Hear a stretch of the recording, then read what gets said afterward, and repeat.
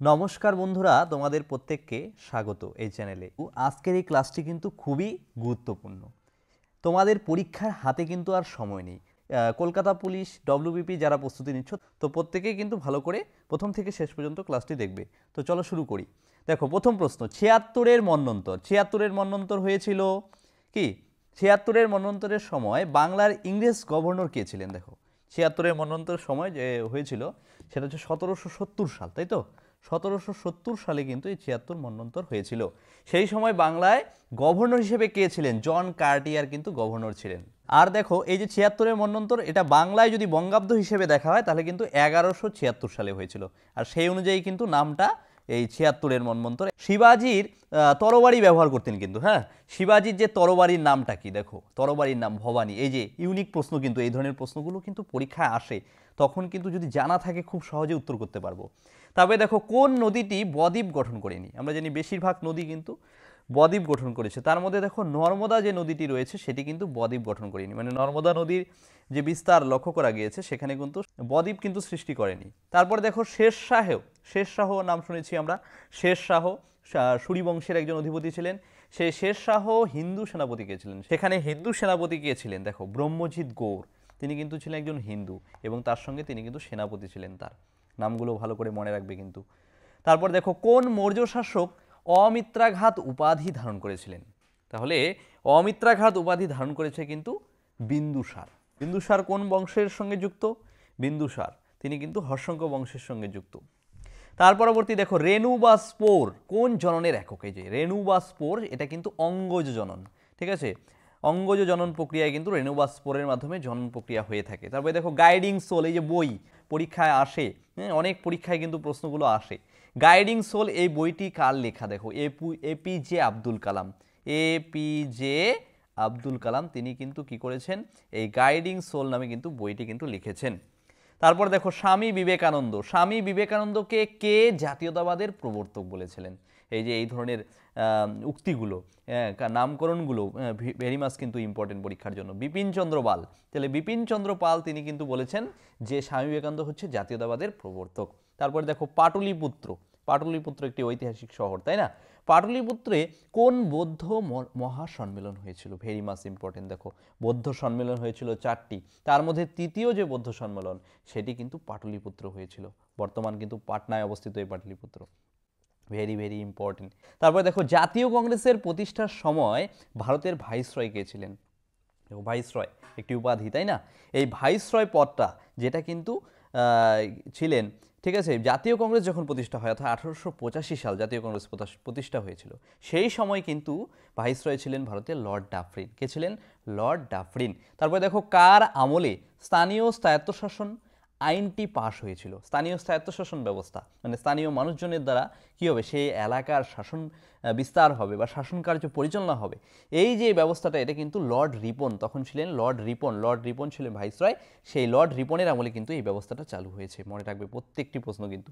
তারপরে দেখো, বৃষ্টির ফোঁটা গোলাকার হওয়ার কারণ কি? দেখবে, বৃষ্টি যখন পড়ে, ঠিক আছে, আকাশ থেকে ঝরে পড়ে, ঠিক আছে, একেবারে যখন পতিত হবে তখন কোনো সংস্পর্শ পেলে দেখবে বৃষ্টির ফোঁটাটা কিন্তু গোলাকার হয়। বিশেষ করে যে টিনের যে ঢেউ রয়েছে, ঠিক আছে, বা ছাদ রয়েছে, যখন বৃষ্টির ফোঁটাটা উপর থেকে নিচের দিকে পড়বে তখন কিন্তু দেখবে বৃষ্টির ফোঁটাটা গোলাকার আকার ধারণ করে। তার কারণটা কি? এটা হচ্ছে জলের পৃষ্ঠটান।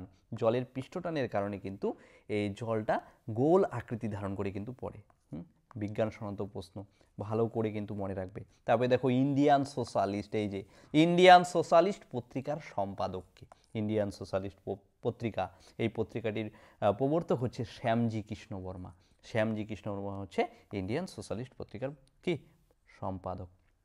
তারপর দেখো, ভাগীরথী নদীটি দেবপ্রয়াগে কোন নদীর সাথে মিলিত হয়ে গঙ্গা নামে প্রবাহিত হয়েছে? আমরা জানি কি, গঙ্গা নদী যখন পশ্চিমবঙ্গে প্রবেশ করেছে মুর্শিদাবাদে, তখন সেই গঙ্গা কিন্তু কি হয়েছে? গঙ্গা নদী কিন্তু দুভাগে বিভক্ত হয়ে গেছে। একটি নদী ভারতের কি দক্ষিণ দিকে ভাগীরথী নামে কিন্তু প্রবাহিত হয়েছে, আরেকটি চলে গেছে কোথায়? পদ্মা নামে বাংলাদেশে। এবার এই যে ভাগীরথী, এই ভাগীরথী নদীটাই কিন্তু দেবপ্রয়াগে, যে কোন প্রয়াগে, হ্যাঁ, কোন প্রয়াগে এটা গঙ্গা নামে কিন্তু প্রবাহিত হয়েছে, সেটা হচ্ছে দেবপ্রয়াগ। প্রয়াগটার নাম মনে রাখবে।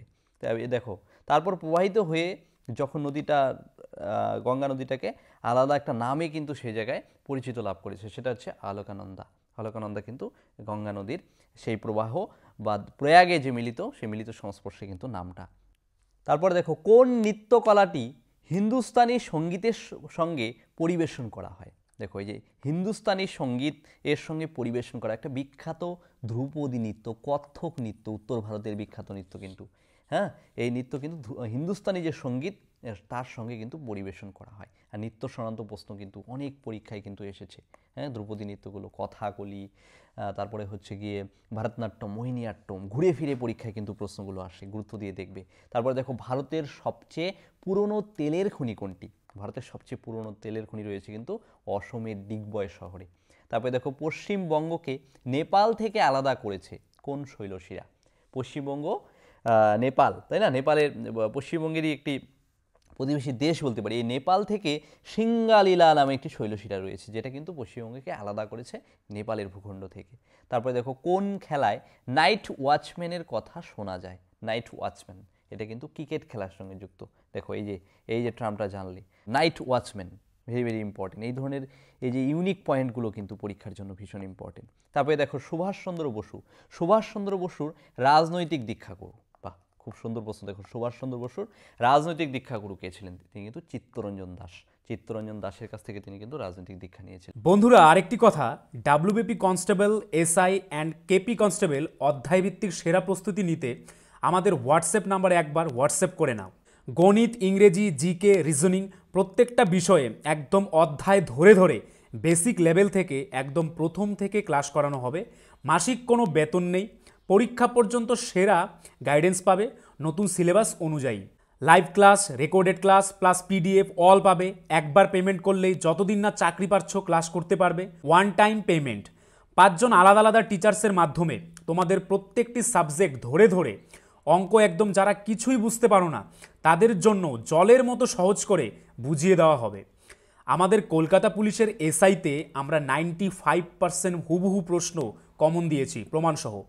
সেই কমনের প্রমাণ পেতে তোমরা জয়েন করে নাও আমাদের টেলিগ্রাম চ্যানেলে বেঙ্গলি নলেজ একাডেমিতে, লিঙ্ক ইন ডেসক্রিপশন। এটি আমাদের 7 নম্বর ব্যাচ। প্রথম 100 জন 30% ডিসকাউন্ট পাবে। প্রথম 100 জন 30% ডিসকাউন্ট পাবে। তাই ভাই, তোমার যদি একটি সিট এনি হাউ চাই, যেহেতু পশ্চিমবঙ্গ পুলিশ এবং কলকাতা পুলিশ দুটো ভ্যাকেন্সি বেরিয়েছে, তাই একটিতে না একটিতে কিন্তু তোমার হবেই এবার। যদি আমাদের কাছে প্রস্তুতি নাও, 95% হুবহু কমন দেওয়ার দায়িত্ব আমাদের। তোমরা শুধু পড়াশোনা করবে। তো প্রস্তুতি নিতে হলে কিন্তু স্ক্রিনে দেওয়া নাম্বারে একবার অবশ্যই হোয়াটসঅ্যাপ করে নাও। একদম বেসিক থেকে ধরে ধরে প্রথম থেকে সমস্ত ক্লাস করানো হবে। তারপর দেখো এই যে সুভাষচন্দ্র বসুকে কে প্যাট্রিয়ট অফ প্যাট্রিয়টস বলেছেন। প্যাট্রিয়ট অফ প্যাট্রিয়টস কিন্তু বলেছেন মহাত্মা গান্ধী, জাতির জনক। আচ্ছা, তারপরে দেখো এই যে লোকসভায় কেন্দ্রশাসিত অঞ্চলগুলির সর্বোচ্চ সদস্য সংখ্যা কত। আমরা জানি লোকসভার সর্বমোট সদস্য সংখ্যা হচ্ছে 552।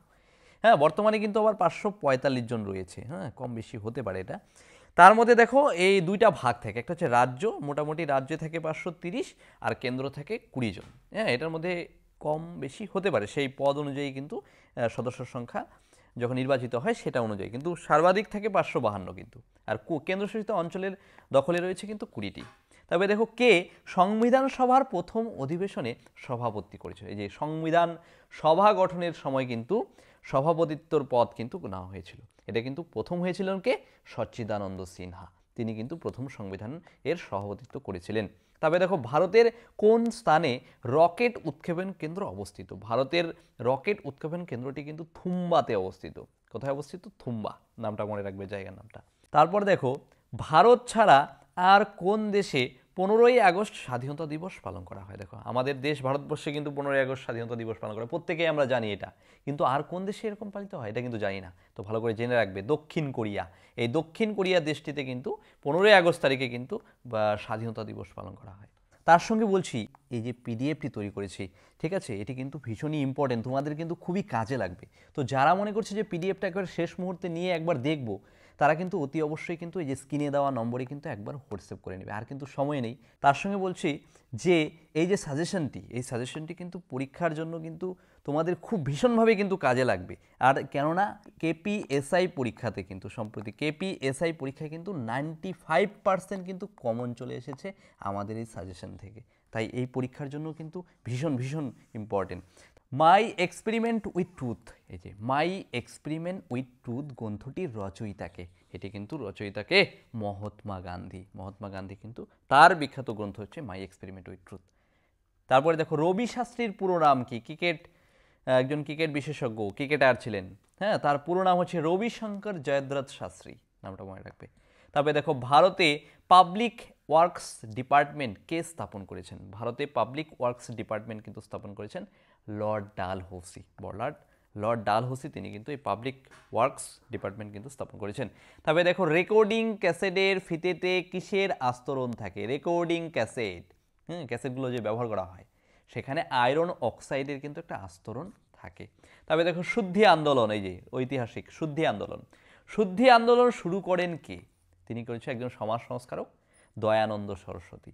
এই দয়ানন্দ সরস্বতী তিনি কিন্তু শুদ্ধি আন্দোলন শুরু করেছিলেন সমাজ সংস্কারক আন্দোলন হিসেবে। তারপরে দেখো ভীমা ও তুঙ্গাভদ্রা কোন নদীর উপনদী? ভীমা এবং তুঙ্গাভদ্রা এটি কিন্তু কৃষ্ণা নদীর উপনদী। কৃষ্ণা নদী দক্ষিণ ভারতের উল্লেখযোগ্য একটি নদী, কৃষ্ণা নদী, তারই কিন্তু উপনদী তুঙ্গভদ্রা, ভীমা, নামগুলো মনে রাখবে। তারপরে দেখো প্রথম ভারতীয় ক্রিকেটার যিনি এক টেস্টের 2টো ইনিংসে 100 রান করেছিলেন, বিজয় হাজারে, এবং তার নামাঙ্কিত কিন্তু একটি ট্রফিও রয়েছে ক্রিকেটে, বিজয় হাজারে ট্রফি। আচ্ছা, তারপরে দেখো রাজ্যসভার কতজন সদস্য রাষ্ট্রপতি কর্তৃক মনোনীত হয়ে থাকে? 12 জনকে কিন্তু রাষ্ট্রপতি তিনি কিন্তু মনোনয়ন করে থাকেন। তবে দেখো সিয়াচেন হিমবাহ কোন পর্বতশ্রেণীতে অবস্থিত? সিয়াচেন হিমবাহ এটি কিন্তু কারাকোরাম পর্বতশ্রেণীতে অবস্থিত। জুনাগড় লেককে উৎকীর্ণ করেছেন দেখো রুদ্রদমন, এই যে রুদ্রদমনেরই কিন্তু লেক এটা, জুনাগড় লেক। তারপরে দেখো সুলতানি আমলে সরকারি ভাষা কে ছিল? খুব ইম্পর্টেন্ট, দেখো একটা প্রশ্ন। সুলতানি আমলে সরকারি ভাষা ছিল পার্সি ভাষা। কি ভাষা? পার্সি। তারপর মিরাট ষড়যন্ত্র মামলা, এই যে মিরাট ষড়যন্ত্র মামলায় বন্দী করা হয়েছিল, তাই না? বিপ্লবী সন্দেহে শত শত মানুষকে কিন্তু বন্দী করা হয়েছিল। এই মিরাট ষড়যন্ত্র মামলা কত সালে হয়েছিল? এটা কিন্তু 1929 সালে হয়েছিল। সাল, এই যে ভীষণ ইম্পর্টেন্ট, সালগুলো মনে রাখবে। তারপরে দেখো বিশ্ব শরণার্থী দিবস কোন তারিখে পালিত হয়? 20 জুন তারিখে। তারপর দেখো নিরক্ষরেখা থেকে মেরুর দিকে গেলে জি এর মান কত থাকে? জি এর মান যত নিরক্ষরেখা মানে কেন্দ্র, পৃথিবীর কেন্দ্রে, তাই না? কেন্দ্রের থেকে যত মেরুর দিকে যাব, উত্তর মেরু, দক্ষিণ মেরু, হ্যাঁ, যত প্রান্তের দিকে যাব তত কিন্তু জি এর মানটা কিন্তু বেড়ে যায়। তাহলে এই যে জি বলতে কি বোঝায়? জি বলতে বোঝাচ্ছে গ্র্যাভিটি। গ্র্যাভিটির মানটা কিন্তু বেড়ে যায় কোন দিকে? মেরুর দিকে, যত মেরুর দিকে যাওয়া যাবে একেবারে। তারপর দেখো ভারতে রাইট টু ইনফরমেশন অ্যাক্ট কবে গৃহীত হয়েছে? ভারতের রাইট টু ইনফরমেশন অ্যাক্ট কিন্তু গৃহীত হয়েছে 2005 সালে। তারপর বিম্বিসার কোথাকার শাসক ছিলেন? তিনি কিন্তু মগধের শাসক ছিলেন। তারপর ফরিদ খাঁ অন্য কি নামে পরিচিত? ফরিদ খাঁ তিনি শের শাহেরই কিন্তু নাম কিন্তু এটা, হ্যাঁ, নামটা মনে রাখবে। তারপরে দেখো স্টিম ইঞ্জিন কে আবিষ্কার করেছে? James Watt. আবিষ্কার সংক্রান্ত প্রশ্ন আসে। তারপর সৌরজগতের সর্ববৃহৎ উপগ্রহটির নাম কি? Very much important, Ganymede. তারপর যোজনা কমিশনের চেয়ারম্যান কে? যোজনা কমিশনের চেয়ারম্যান কিন্তু পদাধিকার বলে ভারতের যিনি প্রধানমন্ত্রী রয়েছেন তিনি কিন্তু যোজনা কমিশনের চেয়ারম্যান, ঠিক আছে? তারপরে দেখো ভারতের উচ্চতম জলপ্রপাতটির নাম কি? ভারতের উচ্চতম জলপ্রপাত এটার নাম হচ্ছে কাঞ্চিকল জলপ্রপাত। তারপর অন্ধবিন্দু দেহের কোথায় অবস্থিত? এটি কিন্তু চোখে অবস্থিত, অন্ধবিন্দু, ব্লাইন্ড স্পট। তারপর রাজ্য সরকারের আয়ের প্রধান উৎস কি? দেখবে রাজ্য সরকার তার আয় যে হয়ে থাকে তার প্রধান উৎস হচ্ছে বিক্রয়ের উপর যে কর বা ট্যাক্স আদায় করে দ্রব্যের উপর, সেটাই কিন্তু প্রধান উৎস, তাই না? তারপরে দেখো কোন রাজ্যের উপকূলের জলাভূমিকে ব্যাক ওয়াটার্স বলা হয়ে থাকে? কেরালা রাজ্যের যে উপকূল জলাভূমি রয়েছে সেটাকে বলা হয় ব্যাকওয়ার্ডস। তারপরে দেখো লুনি নদীর উৎপত্তিস্থল কোথায়? এটা হচ্ছে লুনি, যেটা কিন্তু উত্তর পশ্চিমী ভারতের অবস্থিত একটি নদী, হ্যাঁ, অন্তর্বাহিনী নদী কিন্তু বলা হয় থাকে। ভারতের একমাত্র অন্তর্বাহিনী নদী কিন্তু এই লুনি নদী। ভেরি মাচ ইম্পর্টেন্ট, খুব ভালো করে মনে রাখবে, কিন্তু প্রশ্ন আসে। তার পাশাপাশি দেখো এই যে লুনি নদী এটি কিন্তু আজমেরের কাছে আরাবল্লী রেঞ্জের পুষ্কর উপত্যকায় কিন্তু উৎপন্ন হয়েছে। আর অন্তর্বাহিনী কেন বলো তো? অন্তর্বাহিনী মানে ভারতের স্থলভাগের উপরেই কিন্তু এই নদীর উৎপত্তি এবং স্থলভাগেই কিন্তু এর শেষ। কোনো সাগরে গিয়ে পতিত হয়নি, তাকে কিন্তু অন্তর্বাহিনী নদী বলা হয়ে থাকে এই বৈশিষ্ট্যের জন্য। তারপর দেখো ইংলিশ চ্যানেল, ইংলিশ চ্যানেলের দৈর্ঘ্য কত রয়েছে? ইংলিশ চ্যানেলের দৈর্ঘ্য কিন্তু 564 কিমি। তারপর ইংলিশ চ্যানেলের অপর নাম কি? যে ডেভার প্রণালী, ডেভার প্রণালী কিন্তু বলা হয়ে থাকে। তারপর দেখো সবরমতী নদীর উৎপত্তিস্থল কোথায়? সবরমতী নদীর উৎপত্তিস্থল হচ্ছে আরাবল্লী পর্বত। আরাবল্লী পর্বতে কিন্তু সবরমতী নদীর উৎপত্তি হয়েছে। তারপর দেখো নিকোবরের দ্বীপপুঞ্জের সর্বোচ্চ শৃঙ্গ নাকি? নিকোবর দ্বীপপুঞ্জ, তার সর্বোচ্চ শৃঙ্গের নাম কি? সেটা হচ্ছে মাউন্ট খুলির। তারপর সাতপুরা পর্বতের সর্বোচ্চ শৃঙ্গ, যে ভারতের অন্যতম একটি পর্বত সাতপুরা পর্বত, প্রাচীন পর্বত, এই সাতপুরা পর্বতের সর্বোচ্চ শৃঙ্গের নাম হচ্ছে ধূপগড়, নামটা মনে রাখবে, ধূপগড়। তারপর পূর্ব ভারতের কোন রাজ্যকে মণির দেশ বা ক্ষুদ্র স্বর্গ বলা হয়ে থাকে? মণিপুরকে, মণির সঙ্গে দেশটার নাম রিলেটেড, মণিপুর, নামটা মনে রাখতে সুবিধা হবে।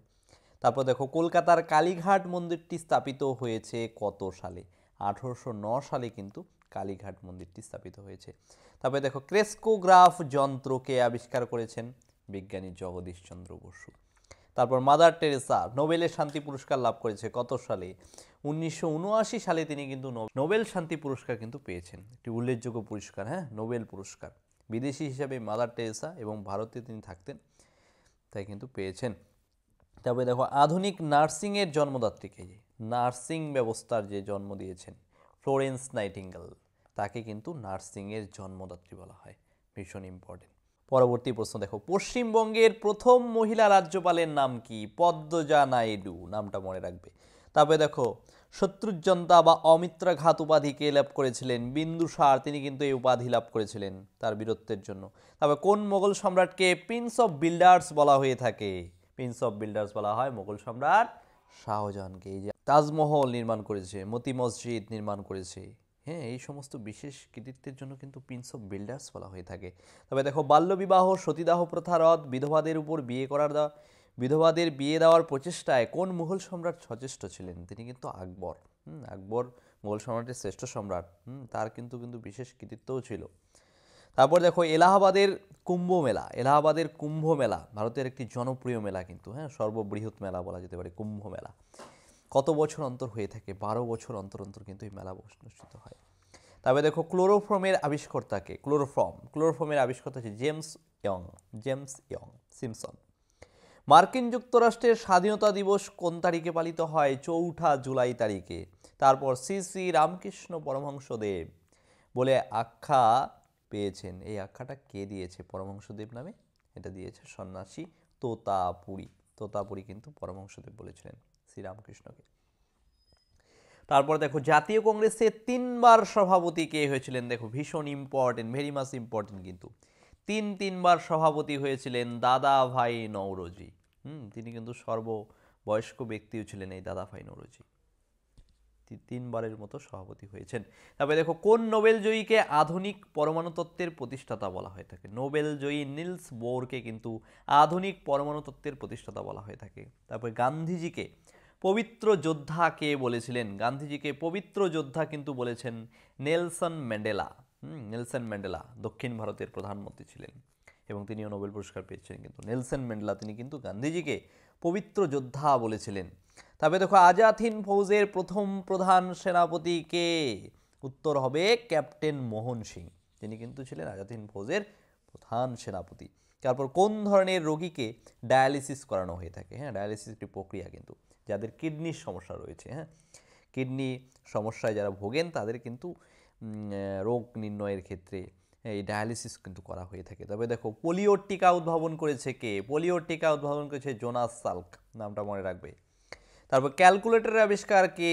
রি পাসকেল, তিনি কিন্তু ক্যালকুলেটরের আবিষ্কার, রি পাসকেল তিনি কিন্তু ক্যালকুলেটর আবিষ্কার করেছে সর্বপ্রথম। তবে দেখো ভিক্টর হুগো কোন ভাষার বিখ্যাত লেখক? ভিক্টর হুগো তিনি কিন্তু ফরাসি ভাষার একজন বিখ্যাত কিন্তু লেখক। তবে দেখো প্লাস্টিক মানি কাকে বলা হয়? ভীষণ ইম্পর্টেন্ট, প্লাস্টিক মানি ক্রেডিট কার্ডকে কিন্তু বলা হয়ে থাকে, এটিএম ক্রেডিট কার্ড। তবে দেখো পঞ্চম বেদ কাকে বলা হয়? আমরা চতুর্বেদের নাম পড়েছি, ঋক্সাম যজু অথর্ব। পঞ্চম বেদ কিন্তু বলা হয়ে থাকে মহাভারতকে। তবে দেখো আর্নাল্ডো মাসোতা ছদ্মনাম কে নিয়েছিলেন? এই যে সুভাষচন্দ্র বসু, আমরা অনেক ছদ্মনাম পড়েছি তাই না? রবীন্দ্রনাথ ঠাকুর, বঙ্কিমচন্দ্র, শরৎচন্দ্র, তো সুভাষচন্দ্র বসুর ছদ্মনাম কয়জন জানি? জানি না। যারা জানো না তারা কিন্তু নামটা মনে রাখবে। আর্নালদো মাতসোতা। আবার জিয়াউদ্দিন, মোহাম্মদ জিয়াউদ্দিনও কোথাও কোথাও রয়েছে। কোন ভারতীয় অর্থমন্ত্রী পরপর 3বার বাজেট পেশ করেছিলেন? ডক্টর মনমোহন সিং যখন প্রধানমন্ত্রী ছিলেন সেই সময়। তার পাশাপাশি তিনি কিন্তু অর্থমন্ত্রীও ছিলেন। তবে দেখো, আর্সেনিক দূষণের ফলে উদ্ভূত রোগটির নাম কি? আর্সেনিক দূষণের ফলে যে রোগটি হয়ে থাকে তার নাম black foot disease. Black foot disease arsenic ঘটিত। তারপর দেখো, ডপলার এফেক্ট কিসের সঙ্গে সম্পর্কযুক্ত? ডপলার, এই যে শব্দের কিন্তু তীব্রতা মাপক কিছু কিন্তু ব্যবহার করা হয়। ডপলার যন্ত্র শব্দের সঙ্গে কিন্তু যুক্ত হয় ডপলার এফেক্ট। তবে দেখো, 500 টাকার নোট চালু হয়েছিল কত সালে? 500 টাকার নোট 1987 সালে কিন্তু এই নোট চালু হয়েছে। হ্যাঁ, 2016 সালে কিন্তু ভারতের প্রধানমন্ত্রী এই নোট বাতিল করে নতুনভাবে কিন্তু নোট ছাপিয়েছেন কিন্তু, মনে রাখবে। তবে দেখো, বি অ্যান্ড মেক কার উক্তি? বি অ্যান্ড মেক স্বামী বিবেকানন্দের উক্তি, বি অ্যান্ড মেক। তবে দেখো, আধুনিক নেপালের জনক হিসাবে কে স্বীকৃত? গোর্খা রাজা পৃথ্বীনারায়ণ শাহ আধুনিক নেপালের কিন্তু জনক বলা হয়ে থাকে। তারপর ভারতের প্রথম মহিলা ট্রেন চালক কে? সুরেখা শঙ্কর যাদব। ইম্পর্টেন্ট কোশ্চেন কিন্তু, সুরেখা শঙ্কর যাদব প্রথম মহিলা, যে মহিলা কিন্তু ট্রেন চালক। তারপর ও হেনরি কোন সাহিত্যিকের ছদ্মনাম? উইলিয়াম সিডনি পোর্টার, তার ছদ্মনাম কিন্তু ও হেনরি। ভারতের প্রথম মহিলা ট্রেন চালক একটু আগে বললাম, সুরেখা শঙ্কর যাদব। তারপর দেখো, ভাসমান শহর কাকে বলা হয়ে থাকে? ভেনিসকে। ভেনিসকে কিন্তু ভাসমান শহর, সমুদ্র উপকূলবর্তী শহর। তারপর রামমোহন রায়কে ভারত পথিক আখ্যা দিয়েছেন কে? রবীন্দ্রনাথ ঠাকুর।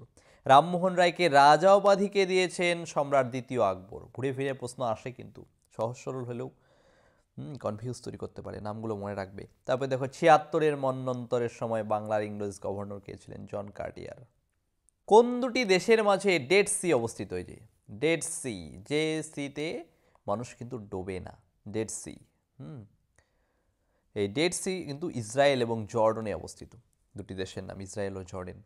তবে দেখো, কে প্রথম পশ্চিমবঙ্গ থেকে ভারতরত্ন লাভ করেছেন? দেখো, ভেরি মাচ ইম্পর্টেন্ট, একটি ইম্পর্টেন্ট কোশ্চেন।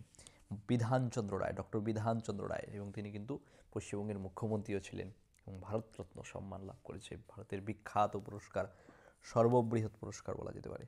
তারপর দেখো, স্বামী বিবেকানন্দকে কে জাতীয়তাবাদের প্রবর্তক বলেছে? বিপিন চন্দ্র পাল। তারপর রাষ্ট্রপুঞ্জের নামকরণ কে করেছিলেন? Franklin D Roosevelt. রাষ্ট্রপুঞ্জ যে গঠন হয়েছিল, হ্যাঁ, দ্বিতীয় বিশ্বযুদ্ধের পরবর্তী সময়ে, সেই সময় ফ্রাঙ্কলিন ডি রুজভেল্ট কিন্তু এই নামটাকরণ করেছে। তারপরে দেখো, হোয়াইট হাউসের স্থপতি কে ছিলেন? জেমস হোভান আইল্যান্ড, তিনি কিন্তু হোয়াইট হাউস আমেরিকায় যে রয়েছে সেটা কিন্তু স্থাপন করেন। তবে দেখো, কার্টুন চরিত্র ম্যান্ড্রেক ও ফ্যান্টম কে স্রষ্টাকে? লি ফক। কার্টুন চরিত্র ম্যান্ড্রেক, ফ্যান্টম। তারপরে দেখো, নরেন্দ্রদত্ত কার উপাধি? শশাঙ্কের উপাধি ছিল নরেন্দ্রদত্ত। এবং আপেলে কি অ্যাসিড থাকে? আপেলে কিন্তু ম্যালিক অ্যাসিড থাকে, মনে রাখবে। তারপর দেখো, মানুষের দেহের কোন অঙ্গ ক্যামেরার ফিল্মের মতো কাজ করে? সেটা হচ্ছে রেটিনা বা চক্ষু। তারপর দেখো, তামাক এ ক্যান্সার সৃষ্টিকারী পদার্থ থাকে, সেই পদার্থটির নাম কি? বেনজোপাইরিন। খুব ইম্পর্টেন্ট কিন্তু। আর এই ধরনের ইম্পর্টেন্ট প্রশ্নই কিন্তু একেবারে সাজিয়ে গুছিয়ে এই কিন্তু সাজেশনে কিন্তু করা। যারা ফুড এসআই পরীক্ষার জন্য প্রস্তুতি নিচ্ছ, হ্যাঁ, তারা শেষ মুহূর্তে কিন্তু সাজেশনটি কিন্তু সংগ্রহ করবে স্ক্রিনে দেওয়া নম্বরে, তাই কিন্তু হোয়াটসঅ্যাপ করে নেবে একবার কাইন্ডলি, খুব তাড়াতাড়ি। নাদির শাহের ভারত আক্রমণ হয়েছিল, নাদির শাহ ভারত আক্রমণ করেছিল, সেই সময় ভারত আক্রমণের সময় মুঘল সম্রাট কে ছিলেন? দেখো, বাদশাহ মোহাম্মদ শাহ। আর সালটা মনে রাখবে, 1739 সাল তিনি কিন্তু ভারতবর্ষ আক্রমণ করেছে। তারপর দেখো, সাদা পিঁপড়ে কাকে বলা হয়ে থাকে? উই পোকা। সাদা পিঁপড়ে বলা হয়ে থাকে। তবে দেখো, সারা পৃথিবীর মধ্যে কোন দেশের জাতীয় সঙ্গীত সংক্ষিপ্ততম? এটা হচ্ছে কাতার। কাতারে কিন্তু সম্প্রতি ফুটবল বিশ্বকাপ হয়েছে 2022 সালে। এই কাতার কিন্তু যে জাতীয় সঙ্গীত রয়েছে সেটা গাইতে সময় লাগে 32 সেকেন্ড, সব থেকে কম।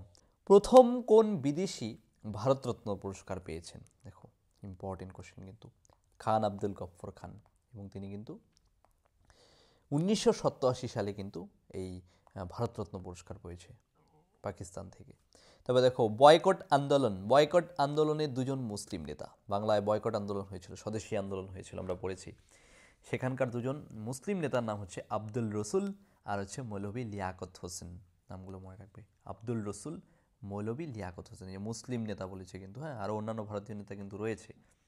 তারপরে দেখো কত সালে কে রাষ্ট্রপতি ভবন তৈরি করেছে, যে রাষ্ট্রপতি ভবন 1920 সালে কিন্তু এটি তৈরি করেছেন স্যার লুটিয়েন। তারপরে প্রথম ভারতীয় অস্কার বিজয়ী কে, ইম্পর্টেন্ট, ভেরি ভেরি ইম্পর্টেন্ট একটি কোশ্চেন দেখো, প্রথম ভারতীয় অস্কার বিজয়ী হচ্ছে ভানু আথাইয়া। 1981 সালে তিনি কিন্তু অস্কার পেয়েছে এবং চলচ্চিত্র শিল্পের সঙ্গে যুক্ত এই অস্কার পুরস্কার, বিখ্যাত পুরস্কার। তারপরে দেখো বছরের কোন দিনটি জল বিষুব নামে পরিচিত, জল বিষুব, এটা হচ্ছে 23শে সেপ্টেম্বর। বিষুব মানে কি, দিয়ে সমান, হ্যাঁ, বছরে দুটো ডেট রয়েছে এরকম, জলবিষুব, মহাবিষুব। জলবিষুব এটা কিন্তু 23শে সেপ্টেম্বর তারিখে পালিত হয়, আর যদি বলে মহাবিষুব কত তারিখে, সেটা কিন্তু 21শে মার্চ তারিখে পালিত হয়। ভালো করে কিন্তু মনে রাখবে। পরবর্তী প্রশ্ন দেখো, এই যে ভারতের মৌসুমি বৃষ্টির অনিশ্চয়তার সম্ভাব্য কারণ কি? এই যে ভারতীয় যে মৌসুমি বৃষ্টি দেখবে, হ্যাঁ, বর্ষাকালে মৌসুমি বৃষ্টির আগমনের কিন্তু অনিশ্চয়তা দেখা যায়, মানে আবহাওয়ার পূর্বাভাসের ক্ষেত্রেও কিন্তু দেখা যায় যে কত তারিখে বর্ষা ঢুকছে তার একটা কিন্তু অনুমান করা যায় না। এই যে অনিশ্চয়তার কারণটা কি, এটা হচ্ছে আয়ন বায়ুর প্রভাব, ঠিক আছে, আয়ন বায়ু, হ্যাঁ, আয়ন বায়ুর প্রবাহ ঠিকঠাক হচ্ছে কিনা সেই অনুযায়ী কিন্তু নির্ভর করে। তবে দেখো এই যে মারডেকা স্টেডিয়াম কোথায় অবস্থিত, এই যে মারডেকা স্টেডিয়াম এটা কিন্তু কুয়ালালামপুরে কিন্তু অবস্থিত।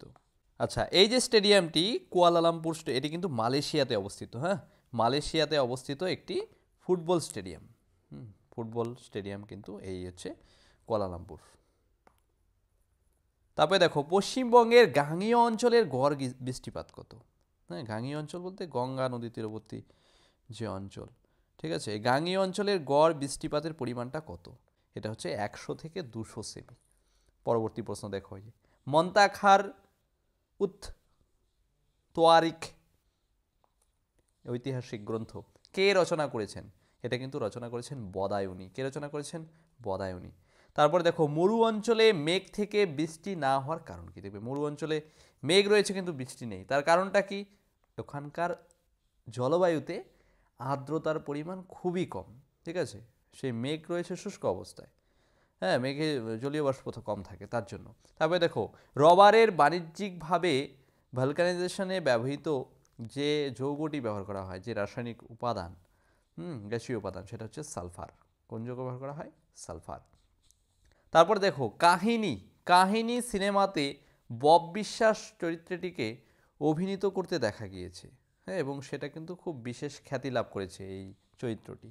এই চরিত্রে কে অভিনয় করেছে? বাঙালি অভিনেতা শাশ্বত চট্টোপাধ্যায়, তিনি কিন্তু এই কাহিনী সিনেমাতে বব বিশ্বাস চরিত্রে অভিনয় করেছে। সাহিত্য থেকে, চলচ্চিত্র থেকে এই ধরনের প্রশ্ন কিন্তু অনেক সময় আসে। তবে দেখো রায়তওয়াড়ি কে চালু করেছেন? রায়তওয়াড়ি, রায়তওয়াড়ি চালু করেছিলেন মুনরো, ঐতিহাসিক মুনরো। তবে দেখো প্রবাসী ভারতীয় দিবস, ভেরি মাচ ইম্পর্টেন্ট, প্রবাসী ভারতীয় দিবস কত তারিখে পালিত হয়? 9ই জানুয়ারি তারিখে পালিত হয় কিন্তু, হ্যাঁ, গান্ধীজি দক্ষিণ আফ্রিকা থেকে ভারতে ফিরেছিলেন এই তারিখটিতে, তাই ওই দিনটিকে কিন্তু প্রবাসী ভারতীয় দিবস হিসেবে পালন করা হয়। তবে দেখো গাইডিং সোল, গাইডিং সোল গ্রন্থটি কার লেখা? APJ আব্দুল কালামের কিন্তু লেখা। তারপর মারাঠা রাজনীতির কৌটিল্য আখ্যা দেওয়া হয় কাকে? মারাঠা রাজনীতির কৌটিল্য কাকে বলা হয়? মারাঠা অধিপতি নানা ফড়নবিশকে কিন্তু বলা হয়ে থাকে মারাঠা রাজনীতির কৌটিল্য। ভারতীয় জাতীয়তার জনক কাকে বলা হয়? ভারতীয় জাতীয়তার জনক কিন্তু বলা হয়ে থাকে রাজা রামমোহন রায়কে, সমাজ সংস্কারক রাজা রামমোহন রায়কে কিন্তু বলা হয়। তবে দেখো পাকিস্তান নামটি প্রথম কে উত্থাপন করেন? ভেরি মাচ ইম্পর্টেন্ট একটি কোশ্চেন। পাকিস্তান নামটি কিন্তু প্রথম উত্থাপন করেছেন কে? চৌধুরী রহমত আলী। চৌধুরী রহমত আলী কিন্তু পাকিস্তান নামটি প্রথম উত্থাপন করেছেন।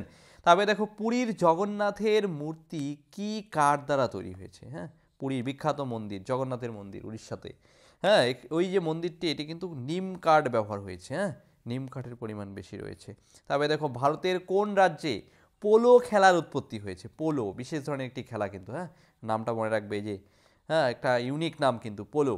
এই পোলো খেলার উৎপত্তি কিন্তু হয়েছে মণিপুরে। কোথায় হয়েছে? মণিপুরে। তবে দেখো চাপ বাড়ালে বরফের গলনাঙ্কের কি বদল হয়? বরফ গলবে, ঠিক আছে, সেই গলনাঙ্কটার পরিমাণটা কিন্তু কমে যায় চাপের প্রভাবে।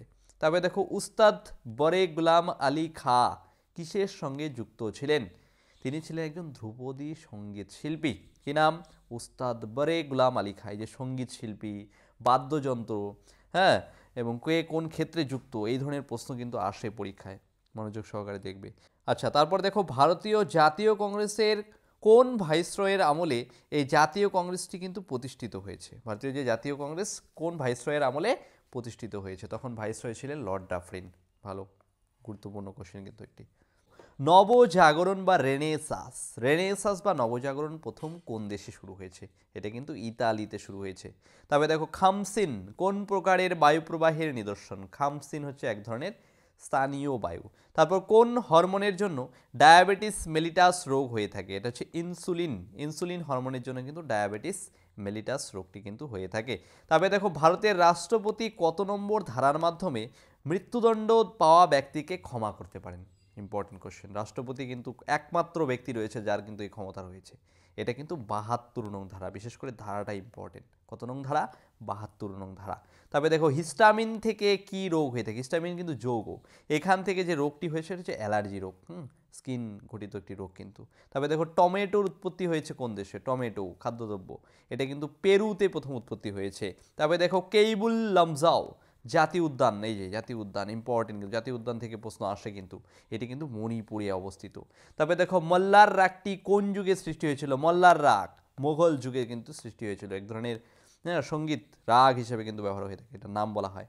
তবে দেখো কোন তারিখটি ক্যান্সার সচেতনতা দিবস হিসেবে পালিত হয়? ক্যান্সার সচেতনতা দিবস, ভয়াবহ রোগ, ৭ই নভেম্বর তারিখটিকে কিন্তু পালন করা হয়। ক্যান্সার রোগী যেন না হয় সেদিকে মানুষকে সচেতন করানোর ক্ষেত্রে কিন্তু ব্যবহার করা হয়, তারিখটি উদযাপন করা হয়ে থাকে। বাবর দিল্লি সিংহাসনে বসেছেন 1526 সালে। কত সালে? 1526 সালে। তারপর সৌরজগতের সবথেকে ছোট গ্রহটির নাম কি? বুধ সৌরজগতের সবথেকে ছোট গ্রহ।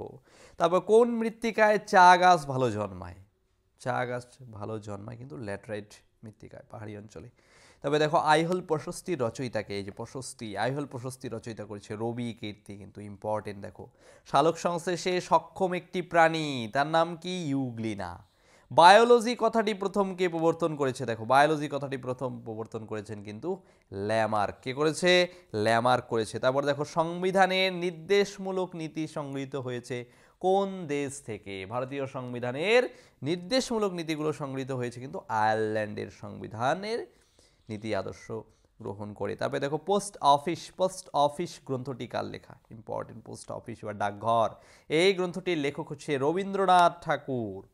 তবে কত নং ধারায় সংবিধান সংশোধন করা হয়ে থাকে? ভেরি মাচ ইম্পর্টেন্ট, স্টার চিহ্ন দিয়ে রাখো, পরীক্ষার জন্য ঘুরে ফিরে কিন্তু অনেক পরীক্ষা আসছে এটি। সংবিধান সংশোধন যে ধারা রয়েছে সেটা হচ্ছে 368 নং ধারা। কত নং ধারা? 368 নং ধারা।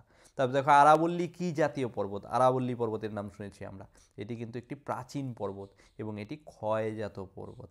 তারপরে দেখো জাপানের জলবায়ু কি ধরনের?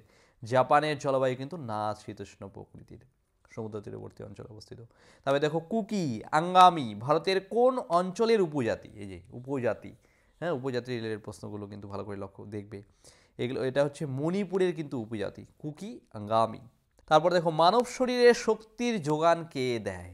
মানুষের শরীরে যে শক্তি, এই শক্তির যোগান কিন্তু দিয়ে থাকে কার্বোহাইড্রেট, ঠিক আছে? এই জন্য আমরা কার্বোহাইড্রেট জাতীয় খাবার খাই। আচ্ছা, তারপর দেখো ভারতের কোন ফসলের চাষ সবচেয়ে বেশি অঞ্চল জুড়ে রয়েছে? দেখো ভারতের প্রধান খাদ্যশস্য কি? ধান, তাই না? এবং ভারত একটি কিন্তু কৃষি প্রধান দেশ, তার মধ্যে ধান ফসলটি কিন্তু সবথেকে বেশি অঞ্চল জুড়ে কিন্তু অবস্থিত। তারপরে দেখো তড়িৎ আধানের এসআই একক, এই যে বিজ্ঞানের প্রশ্ন, দেখো তড়িৎ আধানের এসআই একক, একক সাধারণত প্রশ্ন কিন্তু আসে। কুলম্ব, উত্তর হয়ে যাবে কুলম্ব। বহু ক্ষেত্রে দেখা গিয়েছে কিন্তু বিভিন্নভাবে কিন্তু চাপের একক, বলের একক ঘুরে ফিরে কিন্তু পরীক্ষায় প্রশ্ন এসেছে। তারপরে দেখো রাষ্ট্রপুঞ্জ দিবস হিসাবে পালিত হয় কোন তারিখটি? রাষ্ট্রপুঞ্জ যখন গঠিত হয়েছিল যে তারিখটিতে 24শে অক্টোবর তারিখটিকে, তাই কিন্তু রাষ্ট্রপুঞ্জ দিবস কিন্তু পালন করা হয়। তারপরে দেখো মল্লিকা সারাভাই কিসের সঙ্গে যুক্ত? তিনি কিন্তু একজন কুচিপুড়ি কিন্তু একজন শিল্পী, নৃত্যশিল্পী মল্লিকা সারাভাই, নামটা মনে রাখবে। এবং ভারতনাট্যমের একজন সুদক্ষ নৃত্যশিল্পী কিন্তু, তার পাশাপাশি দেখো এই যে কুচিপুড়ি, ভারতনাট্যম বিখ্যাত কিন্তু নৃত্য, জনপ্রিয় নৃত্য, পরীক্ষায় প্রশ্ন আসে এইগুলো থেকে, বিশেষ করে নৃত্যের সঙ্গে যারা যুক্ত নামগুলো, নামগুলো মনে রাখবে, প্রত্যেকটা নৃত্যের সঙ্গে যুক্ত এবং কোন রাজ্য থেকে, সেই রাজ্যটার নামও কিন্তু ইম্পর্টেন্ট। তারপরে দেখো সড়ক পথের দৈর্ঘ্য সবচেয়ে বেশি কোন রাজ্যে দেখা যায়? এটা কিন্তু মহারাষ্ট্র রাজ্য। হ্যাঁ, ভারতের পশ্চিম ভারতে মহারাষ্ট্র রাজ্যে সবথেকে বেশি সড়কপথ কিন্তু রয়েছে। তবে দেখো লোরি ভারতের কোন রাজ্যের উৎসব? লোরি, এই যে লোরি এটি আঞ্চলিক উৎসব কিন্তু এগুলো, হ্যাঁ, এই আঞ্চলিক উৎসবগুলো পরীক্ষায় ঘুরে ফিরে আসে। লোরি হচ্ছে ভারতের পাঞ্জাব রাজ্যের একটি কিন্তু উৎসব। তারপরে দেখো কোন পুরস্কারটি ইউনেস্কো দিয়ে থাকে? যে ইউনেস্কো সংস্থা দ্বারা দিয়ে থাকে পুরস্কার, সেটা হচ্ছে কলিঙ্গ পুরস্কার। এই যে কলিঙ্গ পুরস্কার 1951 সালে কিন্তু বিজ্ঞানের ক্ষেত্রে বিশেষ অবদানকারী কোনো ব্যক্তি, ঠিক আছে, তাকে কিন্তু এই পুরস্কার কিন্তু দেওয়া হয়ে থাকে, কলিঙ্গ পুরস্কার। বিজ্ঞানের ক্ষেত্রে যে কোন ক্ষেত্রে, এটাও কিন্তু ইম্পর্টেন্ট। আর কোন সংস্থা দিয়ে থাকে? ইউনেস্কো, এটাও মনে রাখবে। তবে দেখো হোয়াইট ভিট্রিয়লের সংকেত কি? হোয়াইট ভিট্রিয়ল বিজ্ঞানের প্রশ্ন দেখো, ZnSO4 7H2O জিঙ্ক সালফেট, যেটাকে কিন্তু বলা হয়ে থাকে হোয়াইট ভিট্রিয়ল।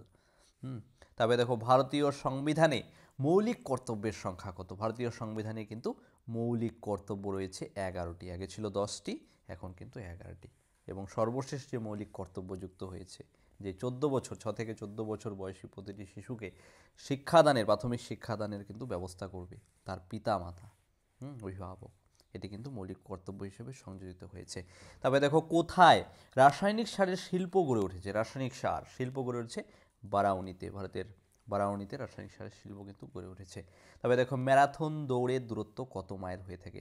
আমাদের এই যে ঐতিহাসিক ম্যারাথন দৌড়ের যদি ঐতিহাসিক প্রেক্ষাপটটা আমরা জানি, গ্রীষ্মে কিন্তু হয়েছিল এই ঘটনাটা। একজন সৈনিক, তিনি কিন্তু 26 মাইল পথ দৌড়ে তিনি কিন্তু তার রাজ্যের যে রাজা, তাকে কিন্তু খবর জানিয়েছিল, হ্যাঁ, এবং তারপর সে মারাও গিয়েছিল, আমরা ইতিহাসে পড়েছি। এবং তার নামেই কিন্তু এই দৌড় প্রতিযোগিতাটা হয়ে থাকে, ম্যারাথন দৌড়। থ্রি মাস্কেটার্স কার নাম? দেখো, থ্রি মাস্কেটার্স বলা হয়ে থাকে আলেকজান্ডার, এই যে বিখ্যাত একজন রাজা আলেকজান্ডার, তাকে কিন্তু বলা হয়ে থাকে এই নামে পরিচিত তিনি কিন্তু। তবে দেখো মেনিনজাইটিস রোগটি কোথায় হয়? মেনিনজাইটিস এটি কিন্তু মস্তিষ্কের পক্ষাঘাত কারণে কিন্তু হয়ে থাকে, মস্তিষ্ক সংক্রান্ত কিন্তু একটি রোগ। তবে দেখো পৃথিবীর কোন দেশে প্রথম ট্রেন চলাচল শুরু হয়েছে? ইংল্যান্ডে। আর ইংল্যান্ডের হাত ধরেই কিন্তু ভারতবর্ষে কিন্তু ট্রেন চলাচল হয়েছিল। হ্যাঁ, ভারতবর্ষে 1853 সালটা মনে রাখবে। ভারতবর্ষে কিন্তু ট্রেন চলাচল শুরু হয়েছিল এই ইংল্যান্ডের হাত ধরেই। তবে দেখো রবি বর্মা একজন কি ছিলেন? রবি বর্মা কিন্তু একজন বিখ্যাত চিত্রশিল্পী, চিত্রশিল্পের সঙ্গে যুক্ত তিনি। তারপরে দেখো প্রয়াত লেসলি ক্লডিয়াস ছিলেন ভারতের বিখ্যাত একজন কি হকি খেলোয়াড়। ভারতের সঙ্গে এই যে হকি খেলোয়াড় কিন্তু খুবই জড়িত, এবং হকি খেলোয়াড় কিন্তু অলিম্পিকে পুরস্কার প্রাপ্ত সর্বাধিক কিন্তু রয়েছে, তাই কিন্তু পরীক্ষার জন্য ইম্পর্টেন্ট কিন্তু, হ্যাঁ, এই খেলা। আমরা ক্রিকেট, ফুটবল এই সমস্ত খেলাগুলো বেশি মনোযোগী দিই, তার পাশাপাশি হকি ভারতের কিন্তু একটি জনপ্রিয় খেলা, হ্যাঁ, এবং কিন্তু অনেক সম্মান পুরস্কার কিন্তু রয়েছে, তাই হকি খেলোয়াড় সংক্রান্ত প্রশ্নগুলো কিন্তু ইম্পর্টেন্ট। আর তার সঙ্গে বলছি, যারা এই ক্লাসের পিডিএফগুলো পেতে চাও তারা কিন্তু টেলিগ্রামে গিয়ে জয়েন করে নাও। চ্যানেলে যদি কেউ নতুন হয়ে থাকো তারা কিন্তু চ্যানেলটিকে সাবস্ক্রাইব করে অল নোটিফিকেশনটি কিন্তু করে রাখবে। আর যদি শেষ মুহূর্তে ব্রহ্মাস্ত্র নোটটি পেয়ে পরীক্ষায় পাশ করতে চাও তো অবশ্যই কিন্তু স্ক্রিনে দেওয়া নম্বরে একবার হোয়াটসঅ্যাপ করে নাও। বন্ধুরা, আরেকটি কথা, WBP constable, SI and KP constable অধ্যায়ভিত্তিক সেরা প্রস্তুতি নিতে আমাদের হোয়াটসঅ্যাপ নাম্বারে একবার হোয়াটসঅ্যাপ করে নাও। গণিত, ইংরেজি, জিকে, রিজনিং প্রত্যেকটা বিষয়ে একদম অধ্যায় ধরে ধরে বেসিক লেভেল থেকে একদম প্রথম থেকে ক্লাস করানো হবে। মাসিক কোনো বেতন নেই, পরীক্ষা পর্যন্ত সেরা গাইডেন্স পাবে নতুন সিলেবাস অনুযায়ী। Live class, recorded class plus PDF all পাবে। একবার পেমেন্ট করলেই যতদিন না চাকরি পাচ্ছ ক্লাস করতে পারবে। One time payment. 5 জন আলাদা আলাদা টিচার্সের মাধ্যমে তোমাদের প্রত্যেকটি সাবজেক্ট ধরে ধরে অঙ্ক একদম যারা কিছুই বুঝতে পারো না তাদের জন্য জলের মতো সহজ করে বুঝিয়ে দেওয়া হবে। আমাদের কলকাতা পুলিশের এসআইতে আমরা 95% হুবহু প্রশ্ন কমন দিয়েছি প্রমাণসহ। সেই কমনের প্রমাণ পেতে তোমরা জয়েন করে নাও আমাদের টেলিগ্রাম চ্যানেলে বেঙ্গলি নলেজ একাডেমিতে, লিঙ্ক ইন ডেসক্রিপশন। এটি আমাদের 7 নম্বর ব্যাচ। প্রথম 100 জন 30% ডিসকাউন্ট পাবে। প্রথম 100 জন 30% ডিসকাউন্ট পাবে। তাই ভাই, তোমার যদি একটি সিট এনি হাউ চাই, যেহেতু পশ্চিমবঙ্গ পুলিশ এবং কলকাতা পুলিশ দুটো ভ্যাকেন্সি বেরিয়েছে, তাই একটিতে না একটিতে কিন্তু তোমার হবেই এবার। যদি আমাদের কাছে প্রস্তুতি নাও, 95% হুবহু কমন দেওয়ার দায়িত্ব আমাদের। তোমরা শুধু পড়াশোনা করবে, তো প্রস্তুতি নিতে হলে কিন্তু স্ক্রিনে দেওয়া নাম্বারে একবার অবশ্যই হোয়াটসঅ্যাপ করে নাও। একদম বেসিক থেকে ধরে ধরে প্রথম থেকে সমস্ত ক্লাস করানো হবে।